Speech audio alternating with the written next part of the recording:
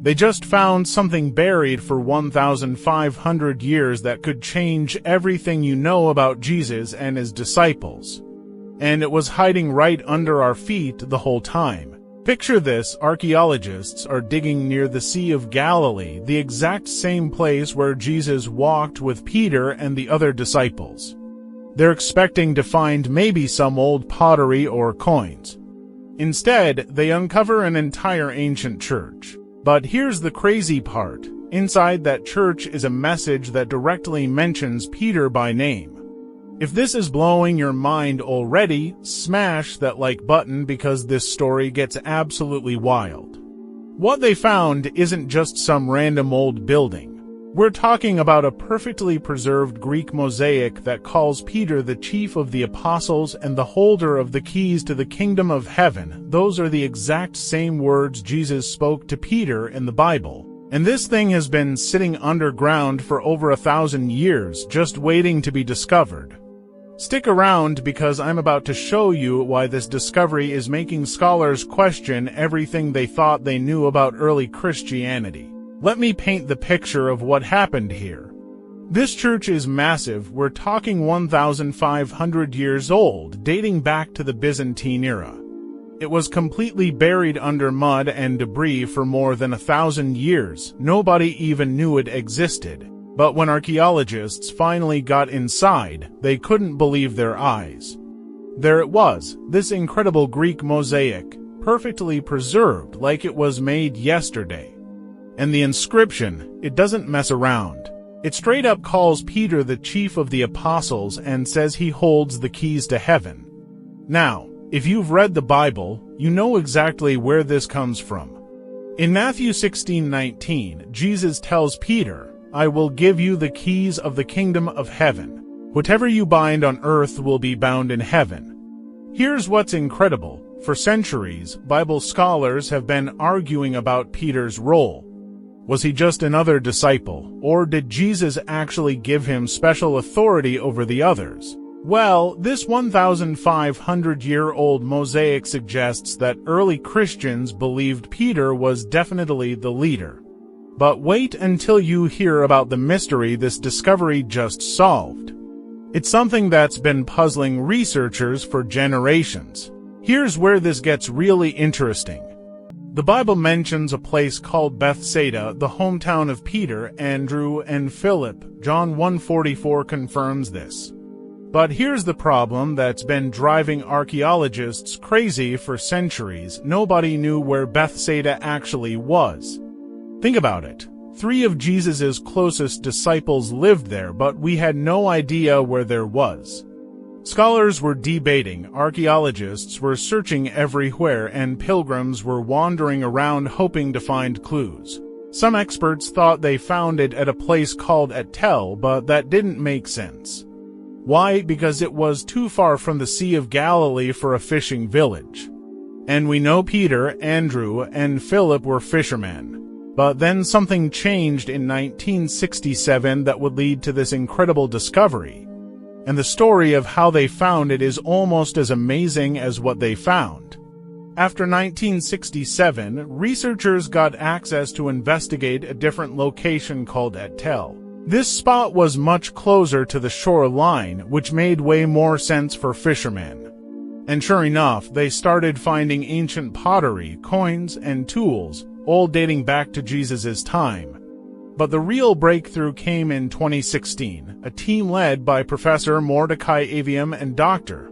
Stephen Notley started digging at Tel. What they found blew everyone away. They uncovered the foundation of this massive Byzantine church complex. And here's where it gets wild. This might be the exact same church that an 8th century bishop named Willibald wrote about way back in 725 AD. Willibald had visited the area and wrote about spending the night in a church dedicated to Peter and Andrew, right in Bethsaida. For the longest time, people thought he was just making stuff up, like it was some kind of religious legend. But guess what? Turns out Willibald was telling the truth the whole time. This wasn't just a simple church. We're talking about a major pilgrimage destination with a sanctuary, bathhouse, and guest quarters. People were traveling from all over the ancient world to visit this place. And then they found the crown jewel, that perfectly preserved Greek mosaic I mentioned earlier. Let me read you the full inscription. The whole work of paving the diaconicon with mosaic was done by the zeal of Constantine, servant of Christ, for the chief of the apostles and holder of the keys of the heavenly spheres. Saint Peter, intercede for him and his children. This isn't vague or symbolic. This is as direct as it gets. It's naming Peter as the chief apostle and referencing his special role that Jesus gave him. This mosaic is literally carved in stone, proof of what early Christians believed about Peter's authority. Comment below and let me know, do you think this discovery proves Peter was the leader of the disciples? But here's what makes this discovery absolutely mind-blowing. This isn't just about finding an old church or confirming Peter's role. This connects dots that have been separated for centuries. For generations, the location of Bethsaida was a complete mystery. And Peter's authority, different churches have been arguing about it forever. But this mosaic and the church around it does something incredible. It gives us actual physical proof of what the Bible has been saying all along. Luke 9:10 tells us that Jesus took his disciples and withdrew by themselves to a town called Bethsaida. This wasn't just some random place. This was where Jesus performed miracles, delivered life-changing teachings, and where people either accepted him or rejected him. But here's the twist that'll give you chills. Jesus later cursed this very town. In Matthew 11:21, he said, "Woe to you, Bethsaida! If the miracles performed in you had been done in Tyre and Sidon, they would have repented long ago." After that rebuke, Bethsaida basically vanished from history. Until now, the stones are literally speaking again.